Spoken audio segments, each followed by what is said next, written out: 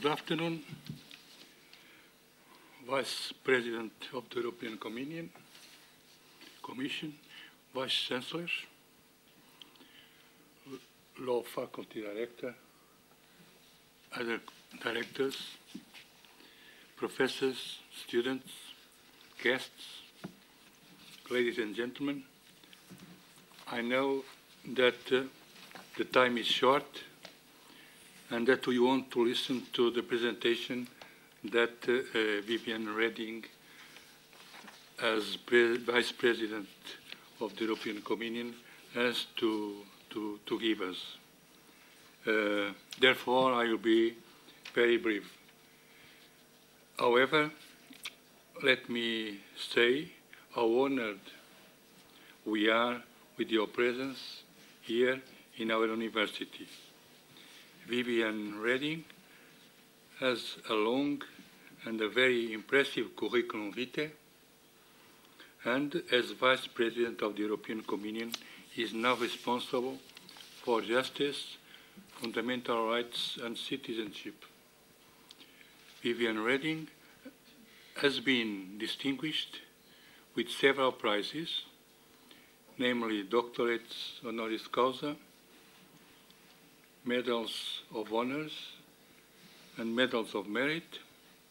Therefore, we are glad and honored with your presence here in Portugal, and your visit will be remembered for a long time. To be involved in the proper development of 27 European countries is not an easy task. Many things have been done, but many others have still to be done, I'm sure. The involvement of the euro, the social and justice matters, and the European Pact, among many other subjects, they will be continued and they will ask a permanent and deep attention. Here we have a strong teaching and research project in all these matters. But we are here to listen to what you have to tell us, and many thanks for being among us. For you, I would like to ask a large applause for your presence here in our university. Thank you very much.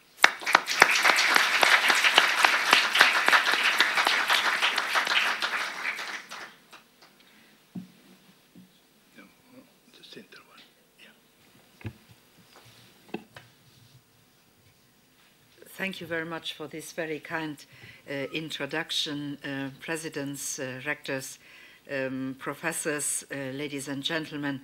I am very moved to speak in front of the students of law, because, you know, I am not a lawyer myself. I have never studied law, and I'm Commissioner for Justice. Seems a little strange. President Barroso, when he asked me to take on this job, I told him, but what are you asking me?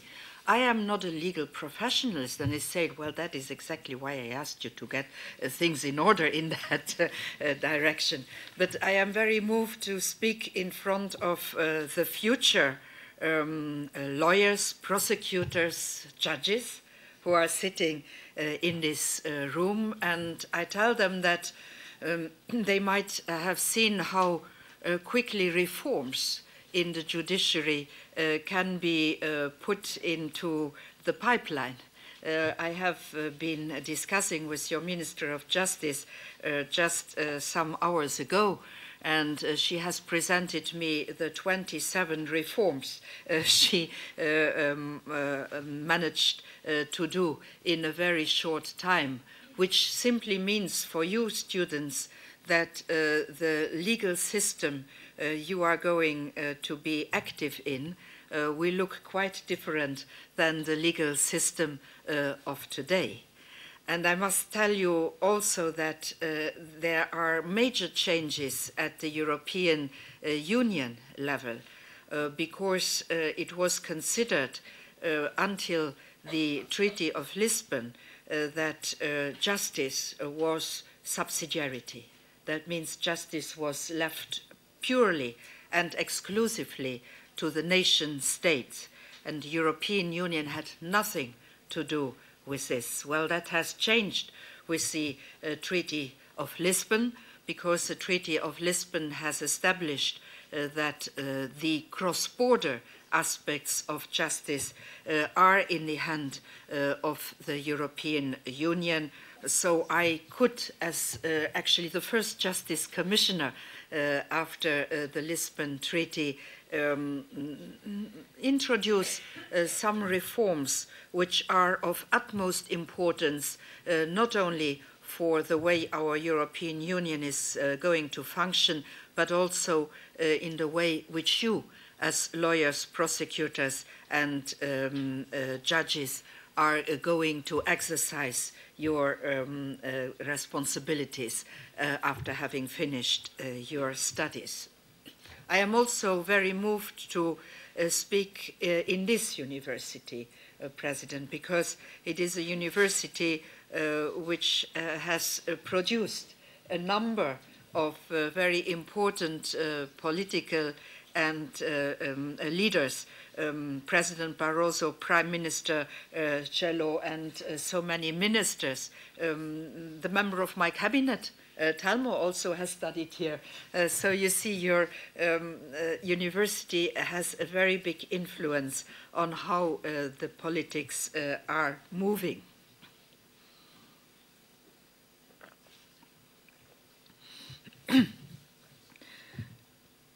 Everything we are doing at the level of the European Union bases itself on the treaty. And this treaty is not alone. It has, since the Treaty of Lisbon, also the Charter of Fundamental Rights, which is our European Bill of Rights, and which is actually one of the most beautiful texts which always ever has been written in the European Union. I think it is a must that each student reads this text and its values. It is a Bill of Rights of the Europeans on which we have to build our behavior as a citizen, our action as politicians, and of course the way you interpret law in conjunction also with the European Court of Justice, which sees that the Charter of Fundamental Rights is applied when the European Union makes legislation and when this legislation is transposed into national legislation. When I took over the responsibilities, I saw that it was very necessary to bring this charter into life from the point of view of the rights of the individual. Because wherever an individual goes in Europe, if you travel, if you want to study in another country, or if you want to work in another country, you might be in conflict with law. You might be taken by the police. You might be put in prison. Well, you must be sure that wherever you go in Europe, you have some rights everywhere the same, fundamental, basic procedural rights, which should be the minimum rights each citizen enjoys. And they didn't exist, those minimal rights, so they needed to be constructed. That is one of the endeavors I have taken in hand. The second one is that when you exercise your right to the free movement, well, you might be in contact with different law systems, which all have an influence on you. For instance, you as a Portuguese marry a French, and then you go to live in Germany.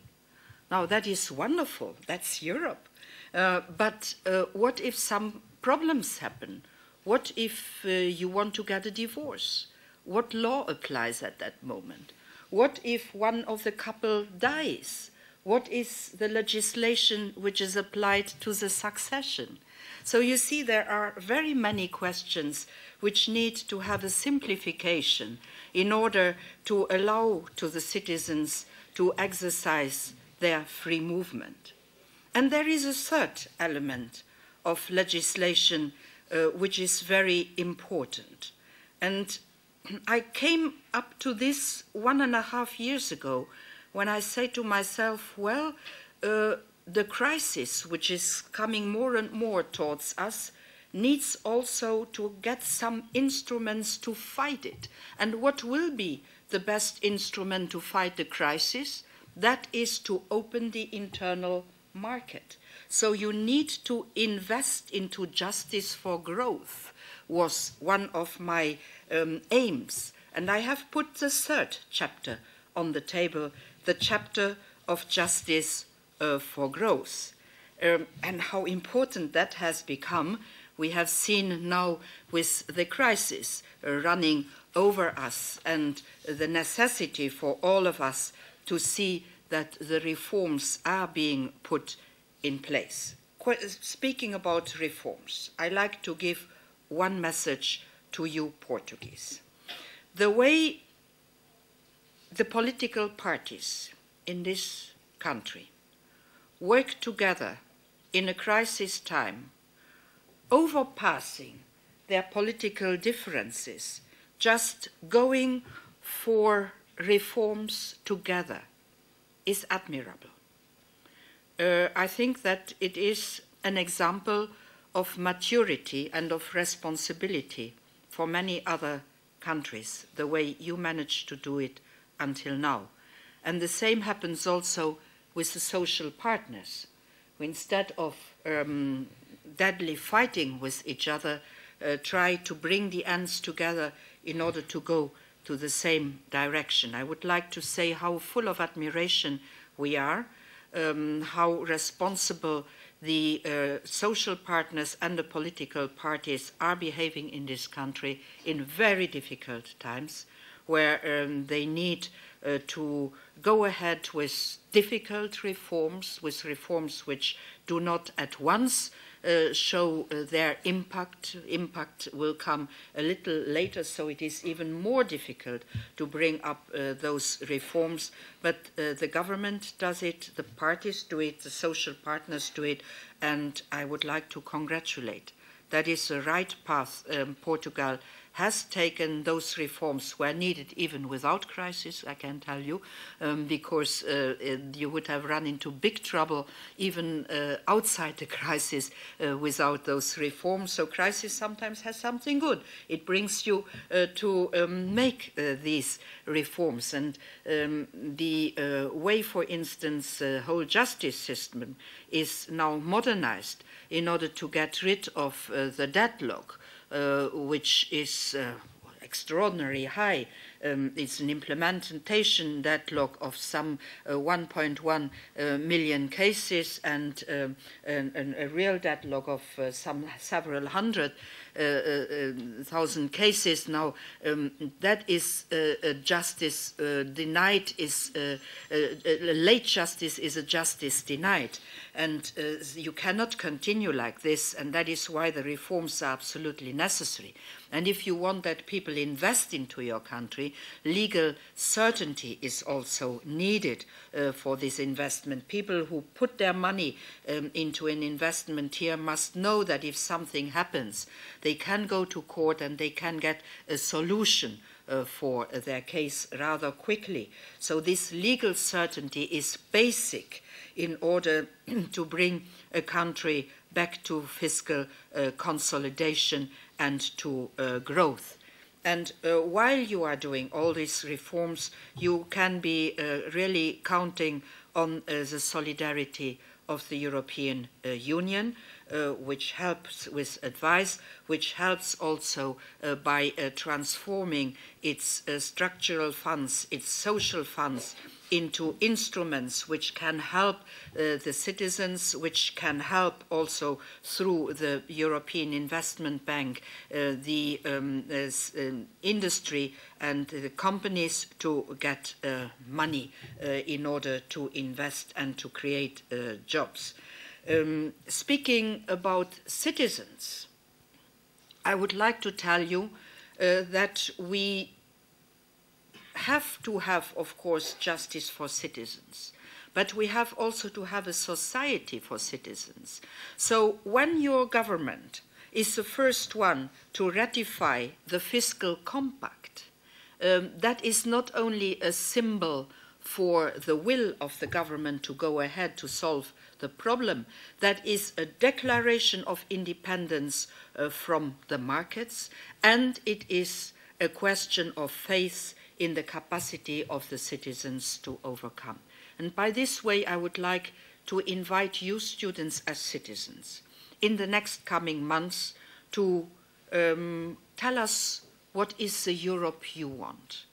We will start on the 9th of May, the European Day, the first ever citizen consultation we have done in Europe, asking the citizens what they think about this Europe, how they run into problems when they want to go cross-border, how they imagine the Europe of the future, what are the dreams they have and they would like us politicians to carry into facts. So from the 9th of May until the 9th of September, you have the possibility to give in your thoughts, how you want to see this Europe grow. And we will take from all the citizens, mostly the young citizens, all this input, and we will bring it into a citizens' report to be published next year, the year 2013, which will become the European Year of Citizens, a year where we'll go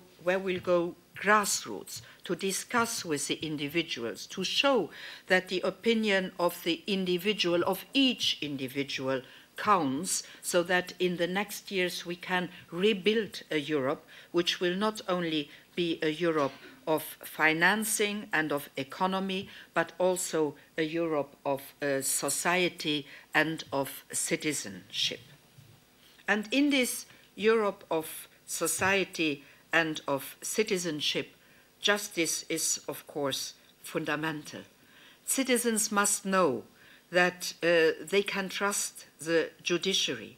And this is essential because without this trust, our democracies cannot function. And something we have seen is that the trust of the citizens all over Europe in their policymakers, in their governments, in their judiciary is slowly and slowly going down. Now we do need to do something that this trust is taken up again. And trust, I cannot make a European decree saying now everybody has trust in Europe. No, trust is something which has to grow, which has to be made, which has to be elaborated.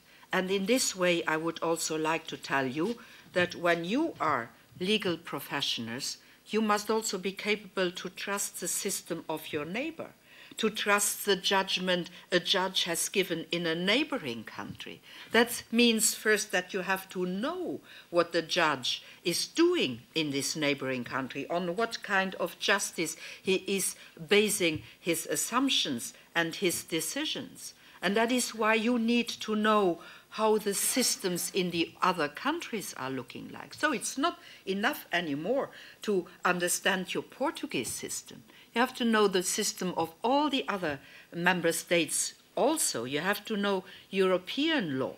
And that is why one of my projects, which I have put on the table of the justice ministers, and I just have gotten the full support of the Portuguese justice minister, is to train until the year 2020 800,000 practitioners, judges, prosecutors, lawyers in European law, so that they to create, for instance, an Erasmus for judges, where judges can have exchanges, where they get to know the judges of other countries, that when they have a problem that they need to apply French law here in Portugal, and that is what is happening regularly, or German law, or when a French judge is applying Portuguese law in Paris, not only he knows how Portuguese law is or how French law is, but also knows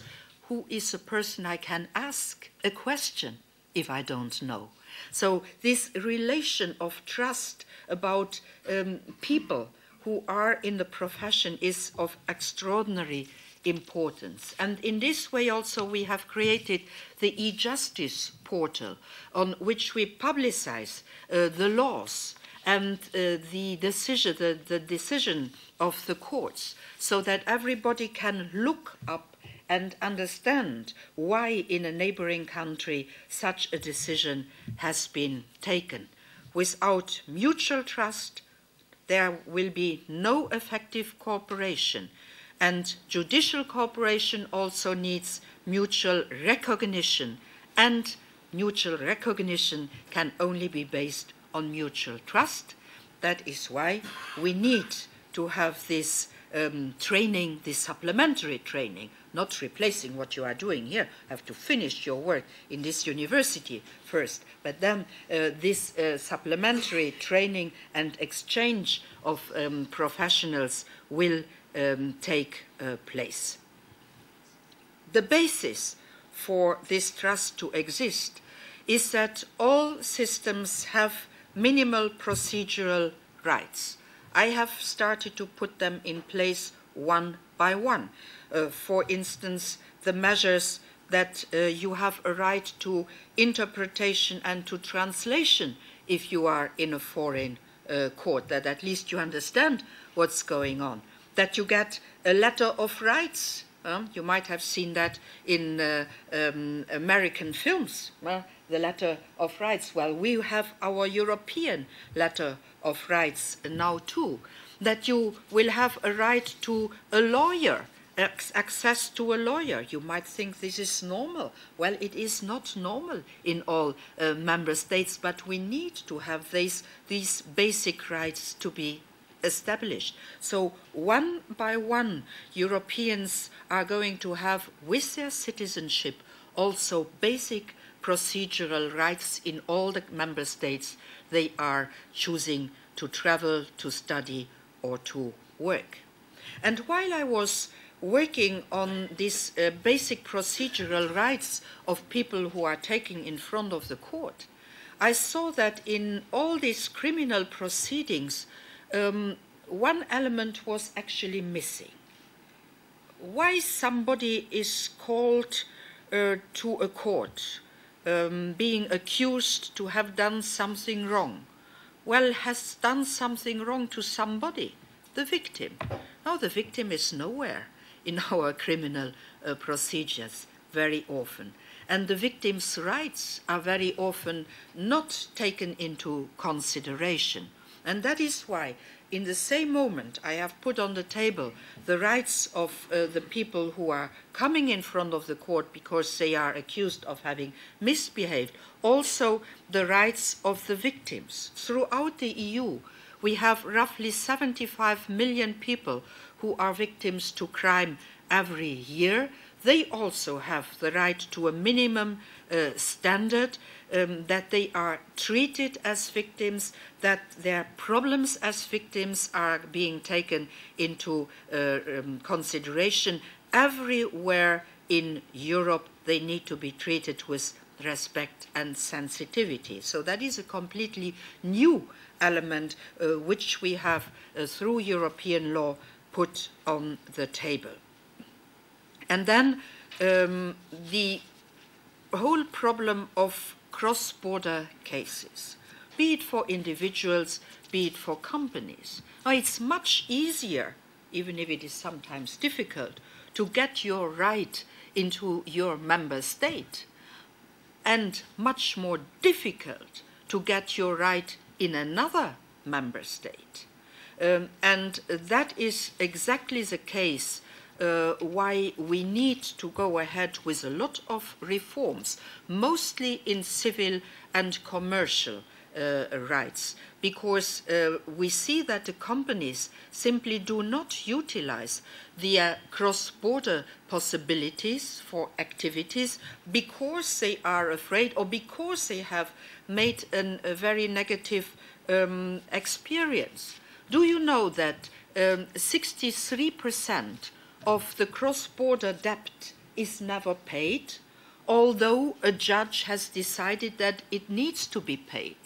So it is necessary, and we have done that by a directive, by an account preservation order to facilitate the cross-border debt recovery.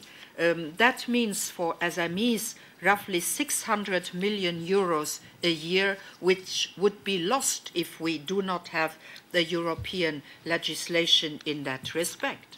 And then also the recognition of judgments in civil and commercial matters cross-border, very cumbersome decisions sometimes in order to get the judgment of a neighboring state recognized in your member state.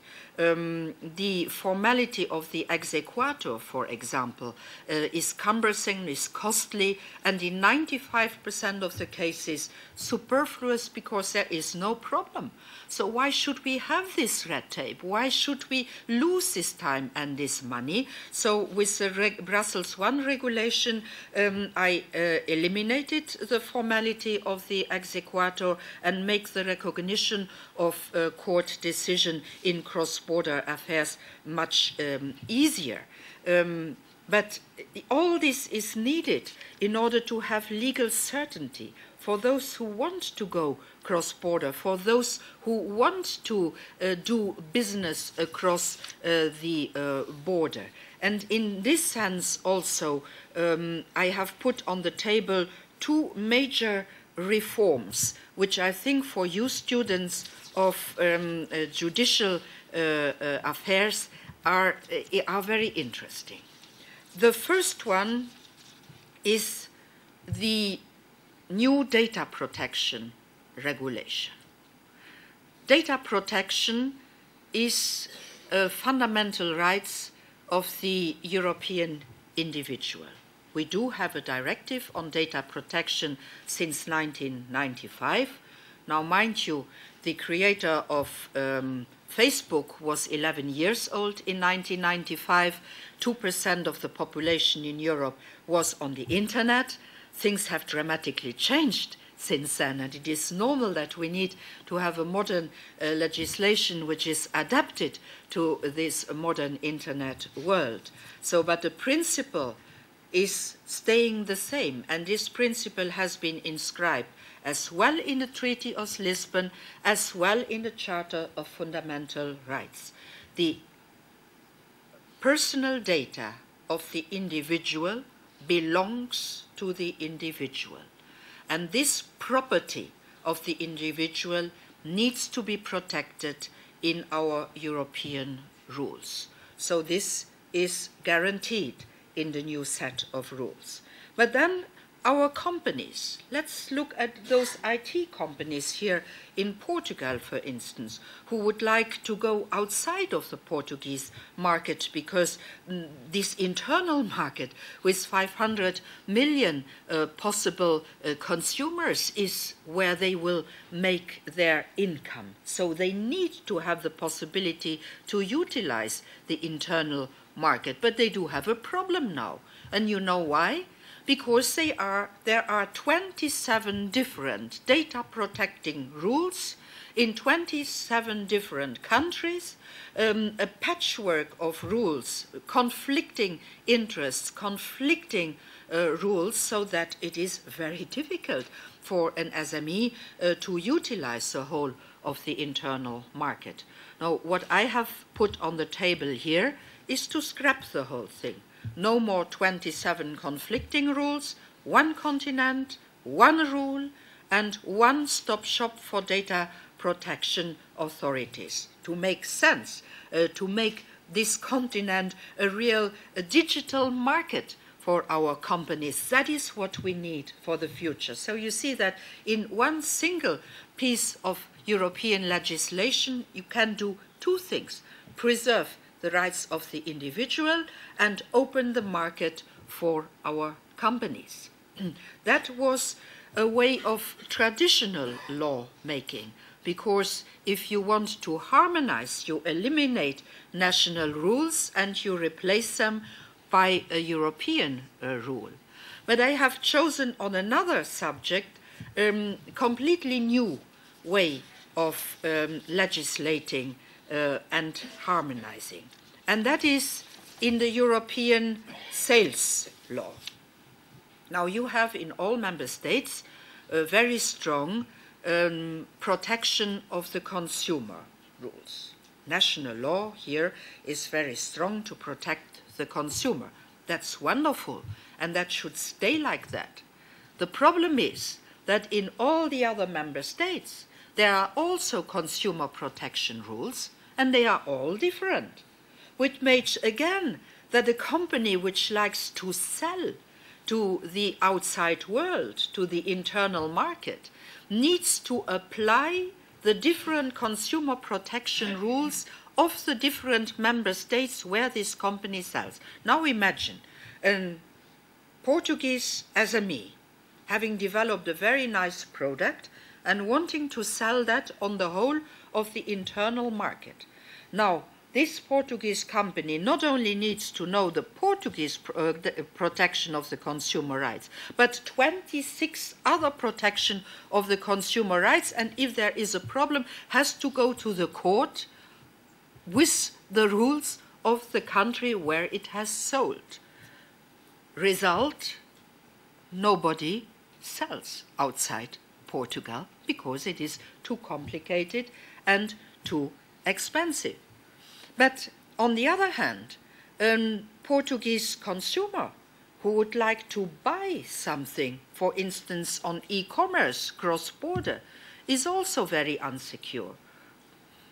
They know the right here in Portugal, and if something goes wrong, what can be done? But if they buy something in another European country, how they will get their right? They don't know, so what they do? They simply don't buy.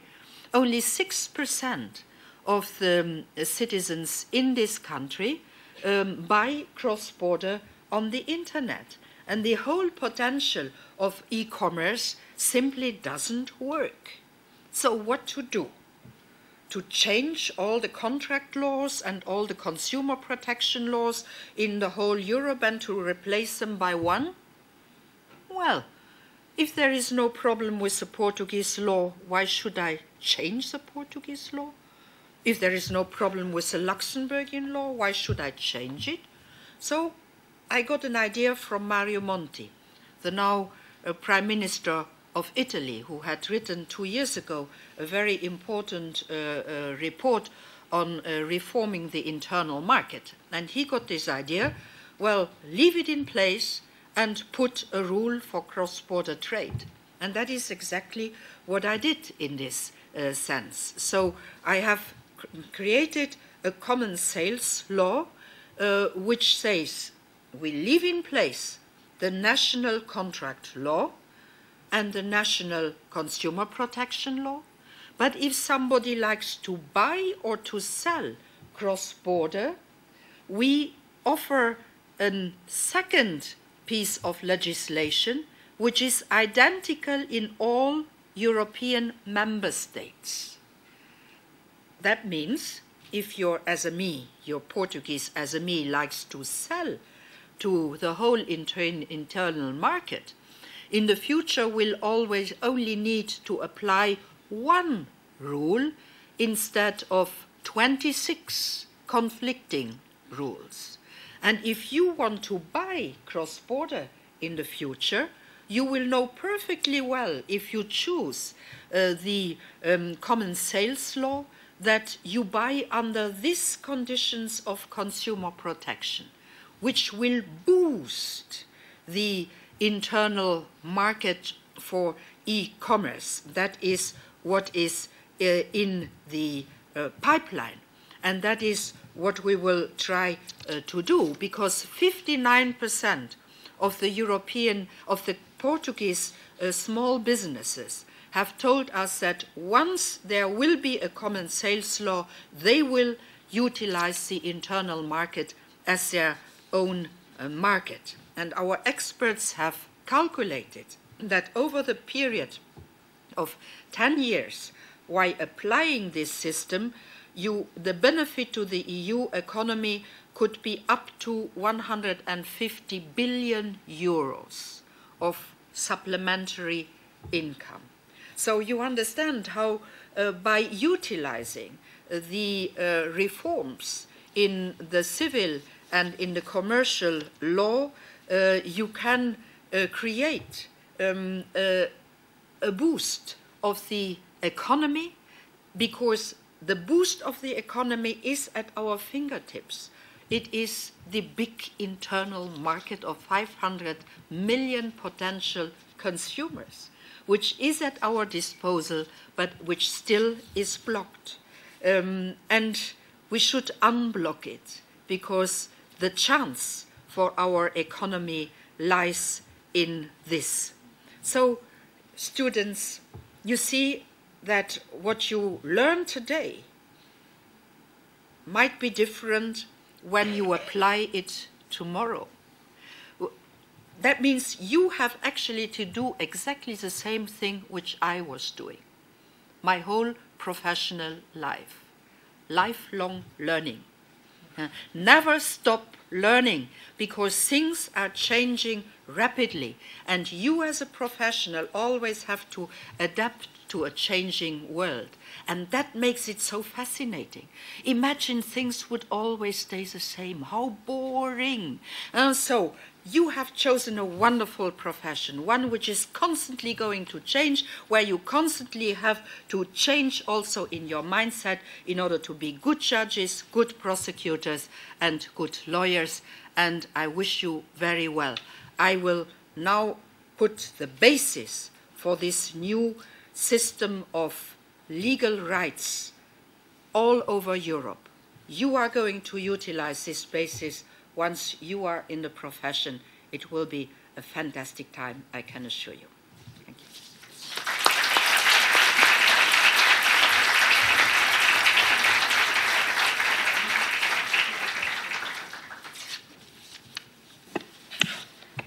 Thank you very much for giving this your opinion about so important subjects. I don't know if you accept to be prepared to answer to, well, I don't know if there are questions, but if there are, I don't know if you accept. Of course there are. Okay, oh, good. Good afternoon. First of all, let me tell you that it's such an honor to have you in our university. Mrs. Vice President, in this very wide area that is European law, you may be sure that we are very well taught by these whole professors that are very good. That gives 5 points more in the next exam. More 2 points. Well, when we learned that it's such a very important pillar in the European Union law, that is the free movement of persons. We heard that the Denmark law nowadays it made easier to expel the foreigners, including the European citizens, and we are asking that if this is violation to the treaty. Thank you. Shall we ask if somebody wants to? Well, because alone this question, I would like to go a little deeper, not to start with the end, Denmark, but to start with the beginning. The 2004 Directive on Free Movement. free movement is one of the fundamental rights of the Europeans, and one of those basic rights which I think nobody would like to give up. That is what makes Europe a real place to be. And I think that your generation cannot think about anymore that our generation had to stop at the borders and wait in lines in order to show the passport in order to pass to the other side. That was a reality years ago, and we have managed to have this borderless Europe, which is a great achievement. The rights and the obligations of the European citizens are inscribed in the 2004 Directive on Free Movement. Now, you might remember that some time ago I had a slight problem with the French president on the Roma. Yeah? You remember that? That was a question of free movement, because the Roma population which we have here in Europe are European citizens from wherever they come. And European citizens cannot be expelled from a country just because somebody has decided that it doesn't like their nose or the color of their skin. They have rights to be brought in front of the court if they have done something wrong, as an individual, never as a group of people. You have done something wrong as an individual. You are expelled as an individual, and the state has a possibility to do that on basis of a court decision. No state has a right, just because of political reasons, to expel a group of people. That is very clear. Now, in the French case, the French had forgotten to put the question of the rights of the individuals into their national French law.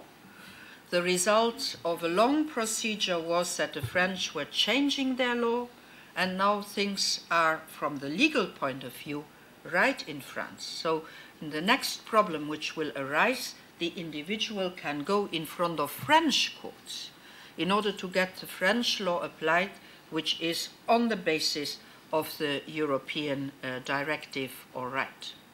While I was analyzing what was going on in France, I was also looking at what was going on in other member states. Surprise, surprise, 18 member states had not properly applied the directive on free movement. So I started a long procedure with pushing the member states to change their law, national laws, to inscribe the free movement directive into the national laws. 4 member states have been brought to court because they did not apply this legislation. So that is on the broad question of the free movement directive. Now, the former Danish government had proposed a legislation called the Alien Law, which was not so well in line with our European rules. And that is why I wrote to the government to tell the government that they better change their law. If not, they would run into trouble. And I can tell you that the new Minister of Justice of Denmark last week put a new law in front of the Danish Parliament so that this problem should be solved. And you see, in this sense, it is very good that the Commission, as the guardian of the treaty, has the right and the obligation to force a member state to apply European legislation. European legislation does not fall from the blue sky. It has been proposed as a proposal by the Commission, has been agreed upon by the member states and the Parliament, but once it is agreed upon, then there is a necessity, an obligation to implement it into national law.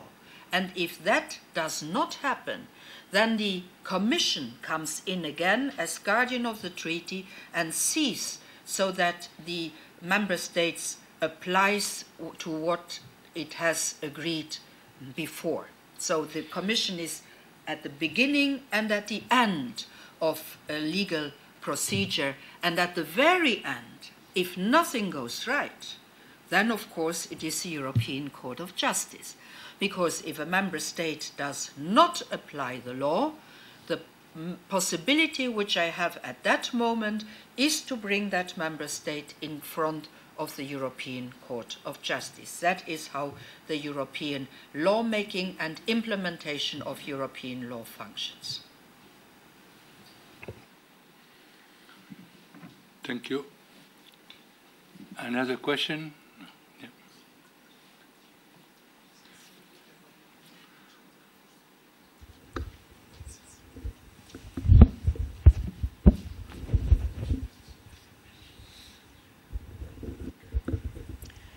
Good afternoon, Mrs. Vice President.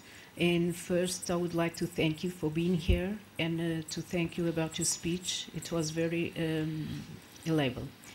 I would like to ask you, please, if we know that the Constitution of Hungary is putting into questions to the freedom of the press and independence of the judiciary. It has raised concerns with the Commission and Parliament. I would like, if you could, if it's possible, to know what steps have been taken and what the concerned results of such measures, please. That is again a good example in order to explain how where is the competence or the non-competence of the European Commission. The European Commission can only do what is in the treaties. So the treaties gives the competence to the Commission to act when there is what is not as a European competence in the treaties doesn't fall under the responsibility of the European Union. Media law, for instance, is one of those laws which has been left to subsidiarity.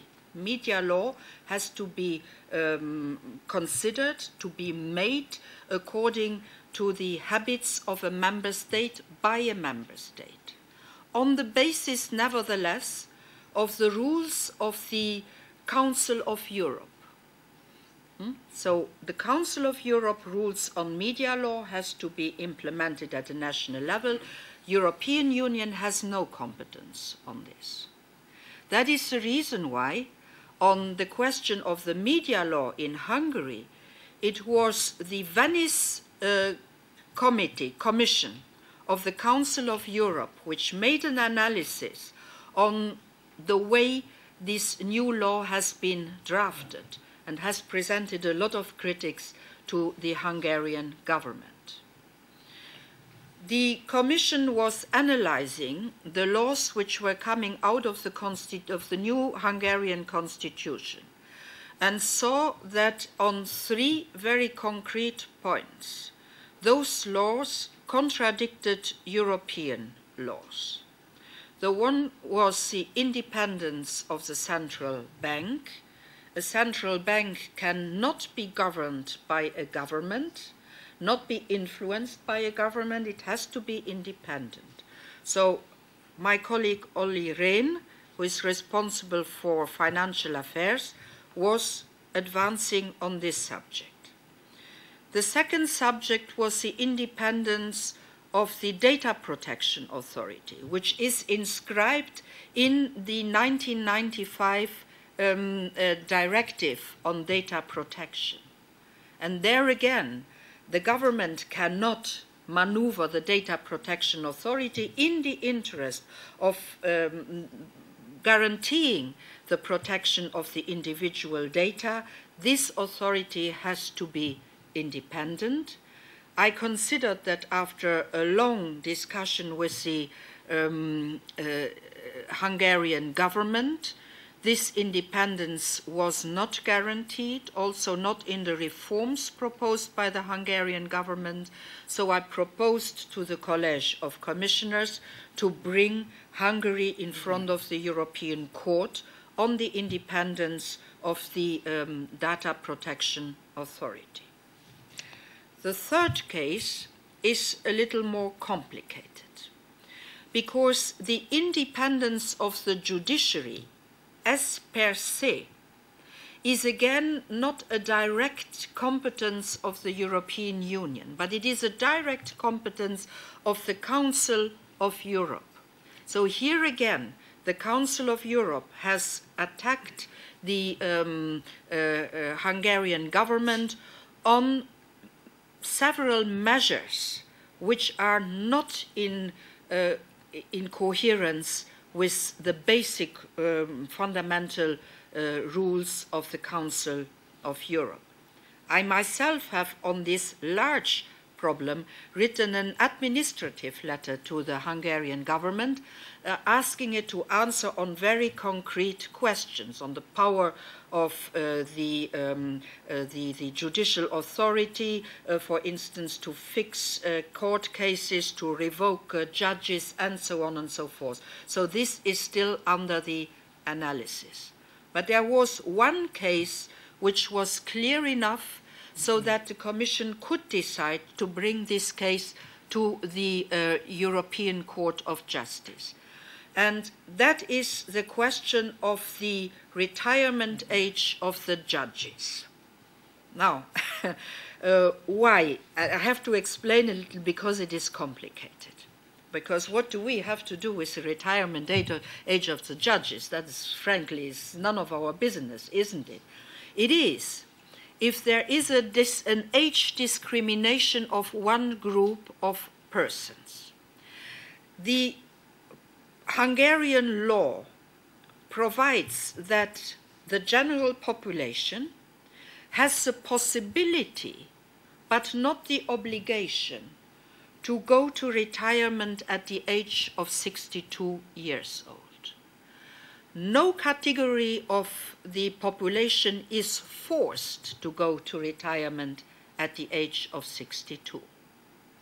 Now, the normal retirement age in Hungary for judges was 70 years.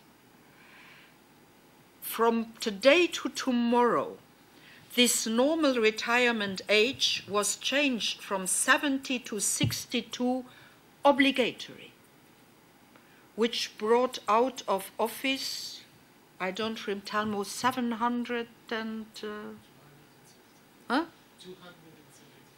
274 judges, from one day to another. And a real age discrimination. So on this one, we could bring Hungary in front of the European Court, and that case is now in front of the European Court. Now, complicated, but you see, law is not always an easy thing.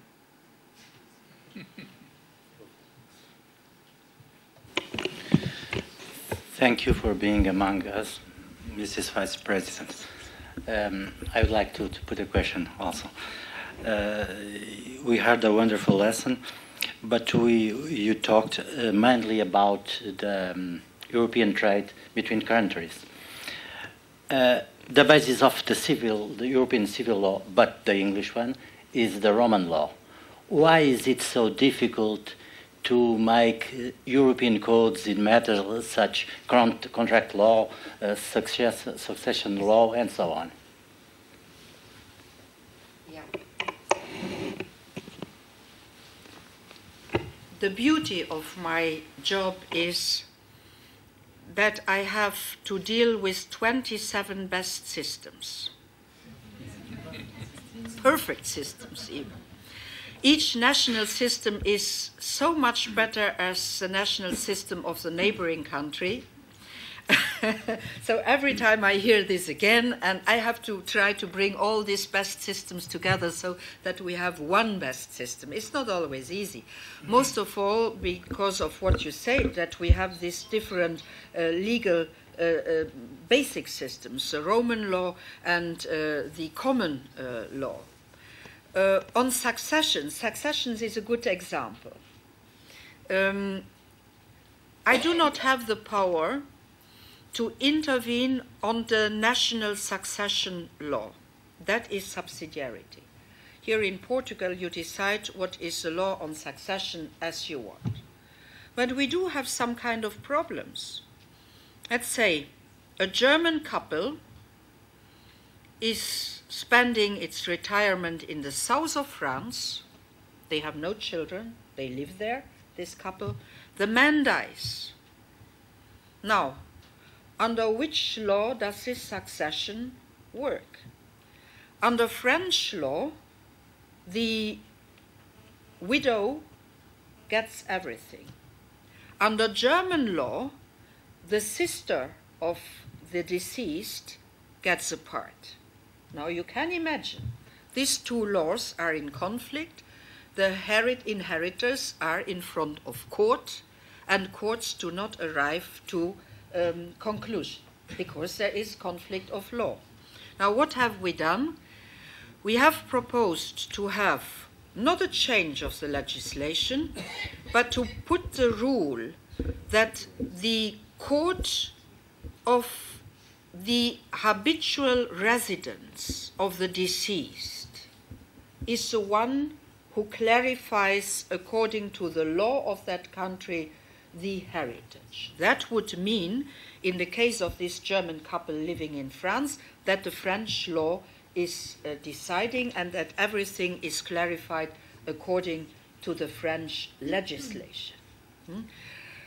Now, I managed to get an agreement between the notaries of the French system and the German system. That was not easy, but because two best systems again. But in the end, they agreed that, well, okay, they agreed. But then we had the problem of the Brits and their clawback, which would have, of course, completely wiped out the way we are behaving in succession in the civilized world. In the civilized world, I always say, don't quote me now in Britain. In our systems, the family inherits, the children inherits. And I thought it was important to preserve these rules. And a vast majority of the Europeans believes that it is important that the children inherit and not the cat. And that is why we decided to make these rules on succession without the Brits, because we did not want to apply these clawback rules of the British system. So the British government has decided on this question not to opt into the European rules. The European rules have been decided last week.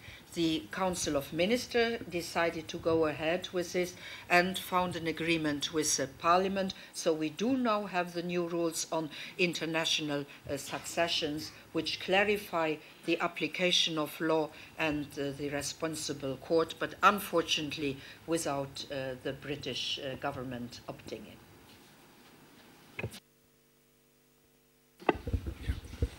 Good afternoon. I've been told recently that the British government has deeply criticized the project of the Common Sales proposal, as well as the group of German academics. What I would like to ask Mrs. Reding is, what do you think will be the effects of the British government position, and if you think that the project will be approved and enter in force in the near future?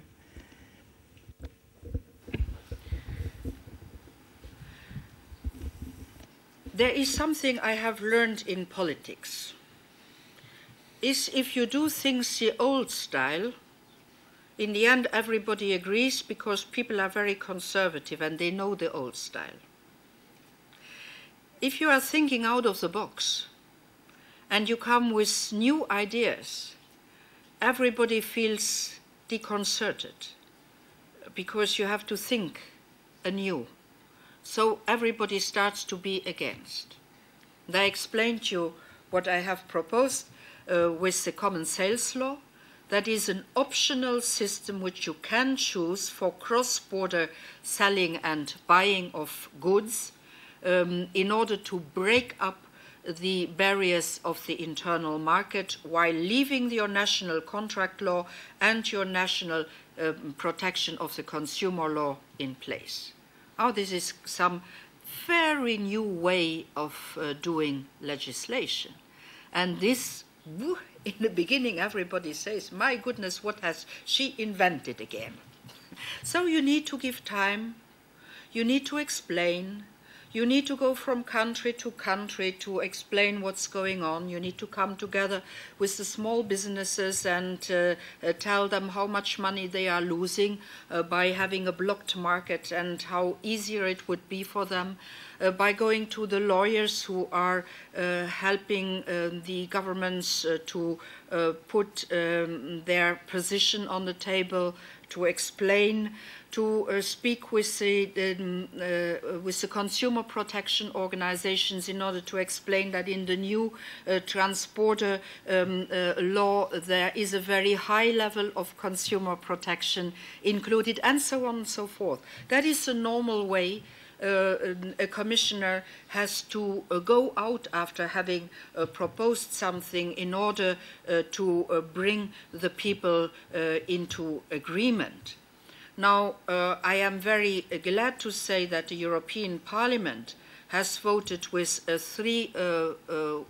two-thirds majority to say that this is a very good idea and we should further proceed on this way.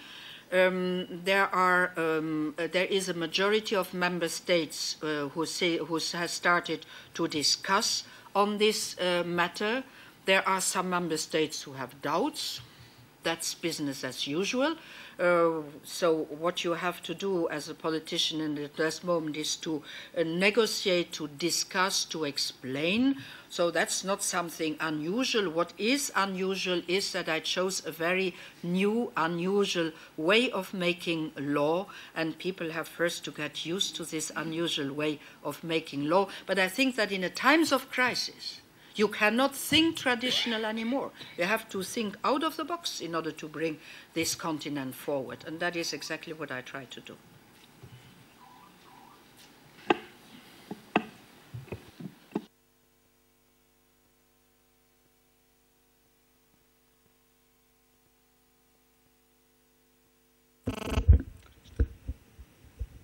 The recent crisis of 2008 puts in evidence that the market is a misgoverned or an ungoverned entity, functioning frequently out of law, out of member states' law, out of European law, out of international law, and that I think that puts and creates a new problem.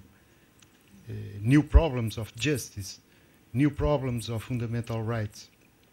In what way the European agenda in subjects like justice and fundamental rights are renewed facing this situation?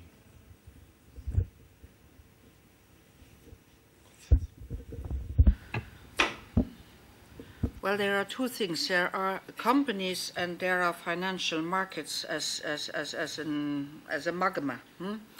You probably think about the second one. And then there are, of course, the credit rating agencies, which intervene into our political decision-making and also into our economic development. But I must say that we politicians have a very big responsibility here because in our national and European rules, we have very often included the opinion of the credit rating agencies as a direction to follow. I think we are wrong on this one, and we should revise many of our rules, not giving that power to the credit rating agencies, who are nothing else than well-paid consultants who give opinions, to my opinion. And that is why I think it is very important also that now competition starts in that field. It was difficult to arrive to the creation of European credit rating agencies, but from the informations which I got lately is that enough capital has come together so that this European credit rating agency can be created. But at any rate, I think that it is wrong that we should accept in some private companies to be judge and jury at the same time. And we should really, most of all on what concerns a country, a state, get out of the influence of those agencies. And governments have to act to the best of their people. Governments, we govern for our people, not for the markets. And the power of the markets, we have the destructive power of the markets, we have seen it happening lately. And that is the reason why I think we have all to get our hands together in order to give the right answers here. It's not an easy one, but it is one where you can be sure that all governments of Europe are thinking about it, and the Commission is leading this thinking in order to find solutions which are different from the ones which we apply now. Well, it will be the last question. Okay.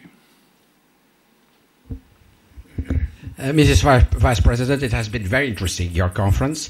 I just wanted to say something about the consolidation of the European Union. Everything that you have been saying has to do with the consolidation of the European Union.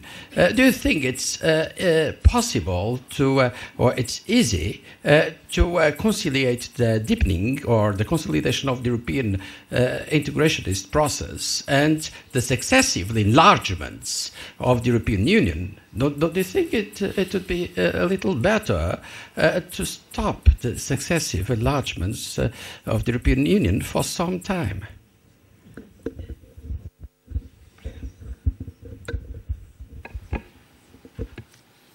It is good to be the last question. It is a very profound one. I think that this discussion about enlargement and in integration is one which is as long as the European Union is old. But let me look at, sometimes politicians are confronted with historical events. Europe was divided. And in this divided Europe, we always were saying, the free world was always saying to the world under dictatorship, we are open to you if you free yourself from the dictatorship. Now what has happened? They have freed themselves from the dictatorship. They have by themselves eliminated the Iron Wall and the Iron Curtain and the Berlin Wall, and there they were. Now what should we have said? Confronted with history. Oh, that was a little too quick. We are not yet deepened enough. Wait for another moment until we are ready. After having said during decades, here we are, the free world, come to join the free world. Parfois, on a rendez-vous avec l'histoire. Sometimes politics encounters history. And that was the moment where we had to say, yes, we reconcile a continent with itself. Although those countries were not ready, although their systems had not been built, and although we were not ready to receive them. But history had told them, that's the moment, now or never. And we decided all together, that's the moment, now or never. And we took a decision, and we have to assume this decision. It's not an easy one. And we are going to bear the consequences of this decision for quite a while. But we decided at that moment also that a further enlargement would not happen before the nation which wants to join us will be ready to join us. And it will be interesting also for the students in legal affairs to look at the case of Croatia. Croatia had long negotiated the adhesion to the European Union, and there was one chapter which was left open, chapter 23, justice. And they were not ready, I can tell you, not at all. So I told them, if you want to join the European Union, you build a justice system which can carry the name of a justice system. And you build it in such a way that it is irreversible.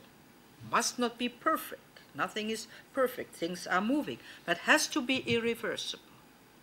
Now, I can tell you, the Minister of Justice of Croatia had his sleeping bag in the office, was working day and night with the parliament to get the laws approved, and then with the system to be set up by building the judicial schools, no, how you call it, training the professionals and building the courts, completely renewal. After 1.5 years, I could, in faith, say the system which they have built is irreversible. And I gave my signature. And that was a possibility for Croatia to enter the European Union. The lesson which we have learned, never ever anymore another country which is not ready to join. So that is one lesson. The second lesson is, yes, and this is a lesson we have learned during the crisis now. We had created a monetary union, forgetting that you cannot build a monetary union without economic union. The crisis times have shown us the deficits of this, and would they have listened to Pierre Werner, the great statesman of Luxembourg, who in the 70s had invented the monetary and economic union. He had written an economic union, and he had put the economic level into it. But we need sometimes more time to do things right. Now we have, in a very quick time, added the economic union to the monetary union. Imperfect, but it's on the right track. Now I think it is time not to do management by panic only, but to look at our treaties again and see how can we make these treaties better so that this monetary and economic union goes into a real political union. I believe it is time to go this step after the next European elections, with a new parliament, with a new commission, to start the discussions on the evolution of the treaty. Not on a revolution, but on the evolution of what is now the Lisbon Treaty, having learned the lesson of this crisis and having learned how we need to work together in order to avoid that a next debt crisis as the one which we have lived happens again, and that we bring all our member states into adapting the structural reforms which are necessary for states who are living together in a unity to have. That is also the reason why you see these reforms in the judiciary going on in this country. It is a necessary step which needs to be taken. And you see, you should also be capable to learn in politics. And sometimes we learn from errors. This error has to be corrected. I am one of those who is pleading for a stronger political union.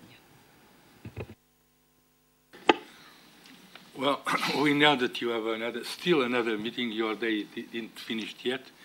Therefore, thank you very much for being among us and to reply to all these difficult questions, some of them. We feel, as I said, and everybody agrees with me, I'm sure, feel very honored to have your visit here. And you gave a lot of new ways to work as far as the law and justice is concerned. Let me just finish with a small we have a small souvenir. A small souvenir as to remember our university and to remember all this room and that is everybody made of people with very happy to be with you. Thank you very much.